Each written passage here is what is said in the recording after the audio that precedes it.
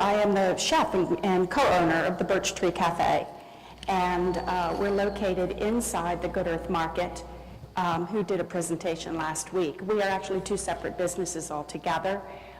We are located inside, kind of in that metropolitan style of having a cafe inside of a little store, but we're a little more than a cafe. We also have a restaurant. We have opportunity for eating, as well as some baked goods. Before I go a little bit further into telling you why we're special or why people would seek us out, because we're located close to the beach, about 4.5 miles away from Bethany Beach. So another cafe, another restaurant, big deal, who cares? I'm going to tell you a little story, and then I'm going to give you an idea of why people seek me out and why we are special and what our niche is. So your doctor gives you tells you that you have an incurable autoimmune disease, and you stare at him wide-eyed. And he says it's called celiac disease. You will have it for the rest of your life. The only thing that you can do for this disease is change your diet. Just take gluten out of your diet. You'll be fine. It will alleviate many of your symptoms. So they usually hand you a piece of paper and say, these are some things that you can have, these are some things that you cannot have, go have a great life.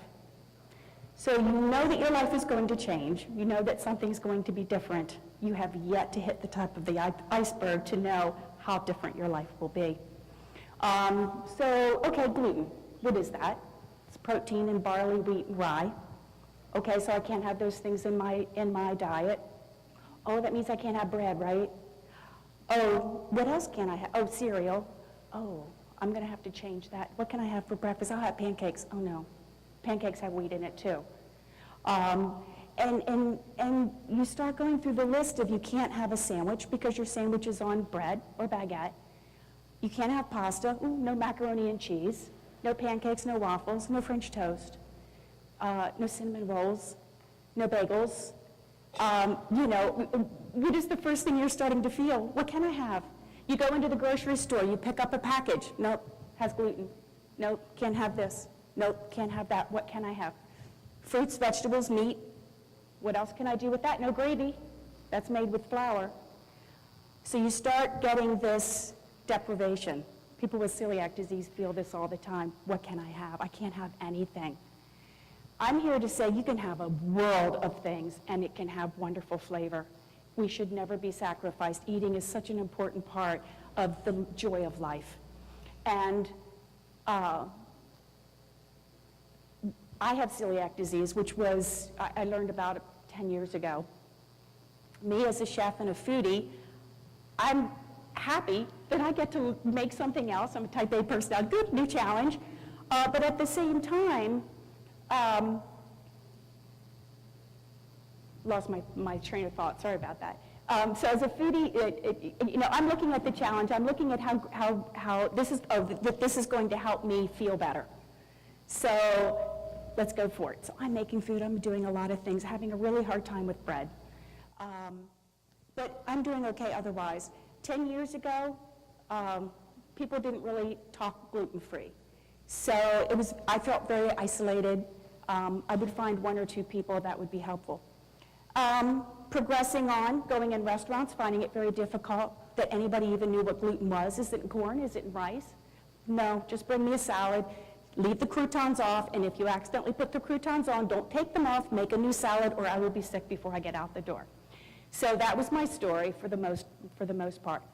Fast forward, since I only have 6 minutes, I, as a food person, had an original business, had sold that, thought I was out of the food business, but now I want to get back into the food business because I want to be able to feed my people. I'm tired of not being able to have anything in a restaurant myself when I know that food can be good and I know that people will be happy with my food. So I actually originally opened a place called the Cafe on 26 with a co-owner, Maria. We had everything gluten-free except bread for the other people. And within 18 months, I was realizing how I was getting cross-contaminated in my own kitchen, just from bread. Everything else was gluten-free, just from bread. So we made a choice to separate. She had some things she wanted to do, and I had an opportunity to open in Good Earth Market. which was a great synergy between the two of us. And so now I do 100% gluten-free in my location. We're Delaware's first, the first state's first, 100% gluten-free dedicated kitchen. This is why people come to us. They find us on apps. They find us on the web. Where can I go in Bethany Beach and have some place that's gluten-free? The Birch Tree Cafe. They call me. Where are you? How fast can I get there? So we are blessed with business that comes to us. I have no competition.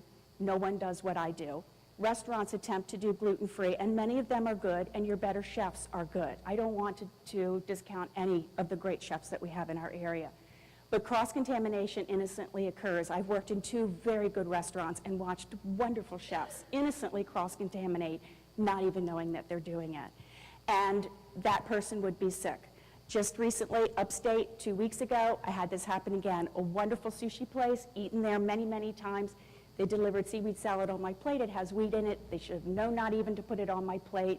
I'm thinking, I don't want to, be a pain in the butt. So we just ate some of the sushi that was on the other side. Afterwards, leaving, not feeling really well, knowing something was wrong, then realizing to myself, I'm a chef, I know how things happen. They picked up seaweed salad, put it on the plate, rearranged the sushi. That seaweed salad was now touched on my sushi. And it wasn't a bad experience for me that particular day. It was very light, but this is how cross-contamination occurs, and it's very innocent. So I'm proud to be here as the Birch Tree Cafe, Delaware's first 100% gluten-free restaurant, bakery, and coffee shop. Where we want to lead the pack is with our bread. I make amazing bread. I have 4 different breads, an original blend, a multigrain blend, a buckwheat blend, and a mock rye bread. They are second to none. I would venture to say I'm one of the top 5 in the United States, but I'm me in lower Delaware, and nobody knows about me. But we are blessed with 2 sides of business. One is that tourists come in, vacationers come in, second home people come in, and they find me because they're on their apps looking for gluten-free. But when they leave and go home, at the beach, we have 2 separate businesses here. We have a summer business and we have a winter business. We have a totally different marketing that requires, that needs to be sent to each community. The people that come in the summertime, they flash in, they flash out, they buy everything, they slap their credit card down. The people in the wintertime, when they haven't gone to Florida, are fewer and far in between. But we want to build a community business. We want to build something that feeds the gluten-free community, the gluten-free tribe, as Seth Godin says in his book. So we are working on shipping our bread and starting to get our bread out in a wider range to our community. How much time do I have? You're done. One of the challenges that we have today are that we're not gluten-free certified. We've been doing some research on that, and it appears that it's going to be at least $5,000, if not more, for that certification, and somewhere between $1,000 and $2,000 each year for research. That's huge. I don't want to pass that along to my customers. Gluten-free is already expensive, not because I say it's expensive, but because I have to buy things that are much higher priced. Across the board with my cafe, people love us, whether it's gluten-free or not. We make cupcakes. Those are the cupcakes people come in there to die for. The muffins, I hope you're enjoying them. They are very good. People love them. And we do a whole variety of other things. I do baguettes. I do bagels. I do monkey bread and cinnamon rolls. I do English muffins. And they're all so superior. But I don't have the staffing to put any of that out there in market yet. So I have the product. I'm still working on getting that out. I had a train of thought I was forgetting, but someone's going to ask me, I'm sure, because it looks like my 6 minutes is up. You did. Thank you very much. Lots of questions. Who has questions? Okay. Oh, sorry. Okay. Would you be interested in taking like your bread products to mass production? I would be interested. Realistically, I don't know how to do that. I've been told by numerous people that I need to go talk to Shark Tank. Okay. I'm sure they know how to do that. I don't know how to do that. I would be interested in partnering with someone that might know how to do that. We are a family business.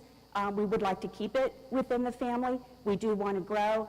I'm not investor-backed. Right. Right now, everything we do is growing organically, but we do want to expand and get our product out there. Do these products freeze well to be shipped across the United Extremely well. States? Okay. Extremely well. Okay. Yes. All right. It's Thank you. That muffin was very good. Thank you. What do you sweeten that with? Is that applesauce? No, it's organic cane juice sugar. I use a lot of organic products and a lot of What's natural the name products, of that? non-GMO. What's the- Organic cane juice sugar? Okay, your muffins, do you have approximate calorie count, fat count, that kind of I stuff? do not know that. Okay. FDA doesn't require me to do that. I'm such a small business, so I'm way under the threshold of requiring that. But we are working on finding out how to get that information because a lot of people do ask. It was very good, not real sweet, but very good. Yeah. Delaware State University can do that for you. I've talked to, I'm really sad that you don't have open for business here, by the way. One trip out gets two things in one time. I'm sad that there's someplace else. But I've been here and spoken to several of the people at different tables, and they've been very helpful. Very helpful. Yes. I wondered if you carry your product at the Good Earth in Rehoboth? Yes, we have some product there. That's great. And anything can be pre-ordered as well. Cathy, you spoke about certification. Have you been able to identify other kitchens that have gotten the certification and seen what benefit that they have derived from that? The major benefit for us would be that we can start selling in Whole Foods or grocery stores. We've had dialogue with Whole Foods, who loves our Is there bread, demand for that? for gluten-free in grocery stores. Huge. Certified gluten-free. It needs to be certified or they won't sell it. It's got to be certified. FDA now has issued, I think last year, finally put their foot down on what can be called gluten-free, what the requirements are for parts per million, that the product has to have less than 20 So parts per million. once you get the It's certification, can you forecast out your increase in sales? With certification, yes. I mean, with certification, our sales could explode. I'm not an accountant. It would be hard for me to figure out how that is. I'm the baker. I know just enough accounting to be dangerous.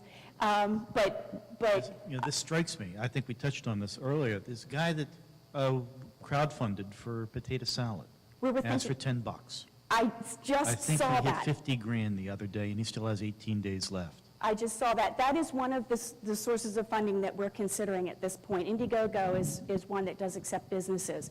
And we're giving some strong consideration to, which I didn't, when I said I didn't want to pass that along to my customers, that's when we started thinking about a group funding opportunity. So that I want to help my community. I think my community wants to help me. And I have a strong community because gluten-free people stick together. We have a need.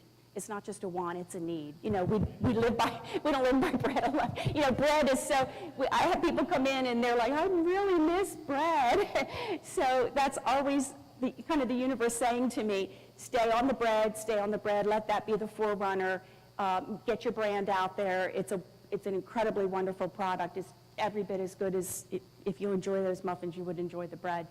So Indiegogo, or one of the funding platforms, we think would be a good source so that we don't have to pass that cost along to our customers. And then maybe a second campaign to build out the bakery. And then from there, we would like to we'd like to build what we have as a prototype and perhaps franchise and be in any town USA. The people who leave us and go home after vacation beg us to open something like what we have in their towns, because it's extremely difficult to go anywhere and know that you can get a safe meal. And so people come into my location and they're hoopla-lolly and they're happy. They hug me when they leave. Thank you so much for doing something like this that gives us a place that's safe and that they can eat anything on the menu, anything, and know that it'll be safe. That's huge. Well, congratulations. Would you talk a little bit about your, I want to say your foundation. So you train staff who work in the coffee shop and the bakery with you. when someone comes in to apply for a job, we're talking about job creation, how do you screen them, for lack of a better word, to make sure that we're all on the same page, that this is what we serve? Because it's critical, you know, that the people you are training for specifics as Birch Tree Cafe, that they're all on the same page as you are. How do you do that? I have one employee, so that hasn't been difficult. I've had up to 3 employees who were not family employees. And I usually, by osmosis, they'll learn a lot. I need to have people who are diligent, caring, passionate about learning a job. I'm a restaurant, but I'm not. I'm more than that. So my requirement for an employee is more encompassing than just be a server or just be someone in the kitchen. And we're so small that we really have been doing most of the tasks ourselves. It's a little exhausting, and I need to hire, but I'm not investor funded, so I'm at that small business place where I need the customers to pay the employees, but I need the employees to know that I can bring the customers in and know that they can have no lack in service. And so I'm caught between that rock and a hard place right now. And with the roller coaster ride of summer, winter at the beach, crazy stuff that you have to deal with. So that's why we want to start shipping, is to start building our base, get some strength in who we are, and then take some steps beyond that. Because as you grow, your supply has to meet your demand. So you want to have, so you've gone from 3 employees to 1. How did that shift happen? Winter at the Okay. beach. Seasonal. And then trying to find someone, again, for the summertime, it's difficult. I'm not comfortable with hiring high school kids or someone for 12 weeks to get me through the summer. My business is not really a business that was based on tourist season. I want to, if I was in Philadelphia or Washington or Baltimore or DC or anywhere, I would be building a base, and I would see growth, and I would see momentum. Here, we have the roller coaster ride. And because there's a different clientele that buys, a whole different mindset in the winter of the way people buy as the way people buy in the summertime. So you're just jerking yourself back and forth in how to maintain that business. And that's not really the essence of what I want and who I am. So I've got to do some business soul searching and make some adjustments and be able to figure out how do I feed my people? How do I get this product that's second to none out and into the community and into any town USA? So we're looking for sustainability. There's a really good web app called squarespace.com that's very inexpensive online. You can put 20 products on there. If I can build a website, anybody could build a website with it. But it's very easy, and it might be a great, online for the wintertime shipping of your product across the country, with social media and everything like that. And it does it for you. It gives you all the social media. It's just part of the website. This young kid out of New York did it. But might be a good thing for you to look into for the wintertime to all your customers, if you keep track of them for the summer, and tell them they can have your product in the winter, that you could ship it to them. Might be helpful for you. Thank you. I have a website, I have a marketing person that I've brought on board to help me. And of course, she started out with, okay, let's start with your email list. And I just stared at her. And she said, you do have an email list, don't you? And I just stared at her. This was about 8 months ago. And she said, you will now start your email going. So we now have a list that's about this thick in papers of emails. And so we're collecting email addresses as we go along. We're looking to start a newsletter this month, and that email list will be very important for us if we do a group funding program, and also for getting our shipping out and product out. Yeah, these are people that are faithful to begin with. Do you know what percentage of the population is affected by celiac? Celiac disease is affected by approximately 1 out of 133 people. The interesting thing about that is approximately 97% of those people don't know it yet. It's huge. I have a piece of paper, let me see, that talks about in New York Times in February 14, quoted that 5% of households are buying gluten-free product in 2010, and in 2013, that was 11%. But statistic.com has said that in 2010, $7.3 million worth of sales went to gluten-free product. In 2013, it jumped to 10.5 million. In 2016, they're expecting that to be upwards to 15.5 million. And here's the interesting thing. The stuff that's going out in the market today, ugh, it's cardboard. It's sugar-laden, it's starch-laden. I have a lot of grain in my product. It's not simple sugar, it's a lot of organic ingredients. And this field is exponentially growing out of need, not just want. What's being filled in there is mediocre. There are some good companies, don't get me wrong, there's a few that have good product, good breads, and good bagels and that kind of thing, but we're not growing exponentially as a business field to fill the void and fill the need that's happening. So I would like to put myself in that place with a product that's excellent and no competition. How cool is that? In the first state? You mentioned that, was it 97% of the people that have it don't realize it? Yes. And I was thinking, I just grew up thinking my mother was a bad cook, but that's another issue. I'm looking at a fast hit, and I'm finding 3 different organizations that do certification. Which do you think is the premier one that you want to pursue? They don't get back to you. They don't return your phone call. They tell you it'll be a year and a half because that's how loaded they are with requests for certifications. So we keep plugging away with trying to call, Which do you think is email. a lead? Excuse me? Which of the 3 do you think is the leader on this? What are the initials? CFOC is one of them. Oh, geez, I lost it. And GIG, Gluten Intolerant Group does one, and those letters are, One talks about, was it surprise inspections? One talks about annual inspections. One talks about ingredient looks. One is, let's say, a desk audit, if nothing else. my daughter's been heading up that. She could answer that question a little bit better than I could. While I'm baking bread, she's usually throwing numbers at me and telling me, these people won't get back to me, I'm going to email them again. She had to travel to UD today. On her way back, there's a place, somebody evidently who represents one of these certifications that's located in Dover. Somehow she was able to acquire that person's information, and so she's going to try to contact them today and see if within the state, maybe we can get some kind of attention on what we're trying to do. I think it's important to identify what your target market is, the groceries that you're talking about, and what certification they accept. Right. You're spinning a lot of wheels if you get a certification that's convenient because it's in Dover, and half the groceries No, well, in the country this is a don't accept it. representative for one of those companies. Yeah, So, but that might not be the company that might not be the certification, rather, that the grocery store that you want to target accepts. okay. You mentioned 3, I'm only aware of 2, so I'll double check on that third one, and maybe that third one will be our charm. I think make sure you're being certified by the group that represents the market you want to serve, right?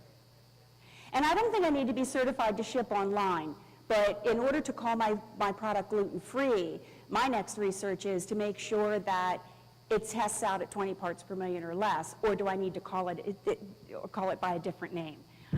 So these are challenges of getting into a business, going from being this little place in slower, lower Delaware, yay, to expanding out into being able to feed the celiac people nationwide. Huge steps that have to go in that process, and of course, it's going to take, I'll need some help in order to get that done. So what can you do as a community? What can we do to help you? To help me? There you go. Is if anyone knows anything about the process and how I can get through some of that, I'm grateful to learn that information. Share me with gluten-free people. Let them know that there is a product that's acceptable and that food should taste good, gluten-free. We shouldn't accept less than anything that tastes good. And just, prayers and support and smiles.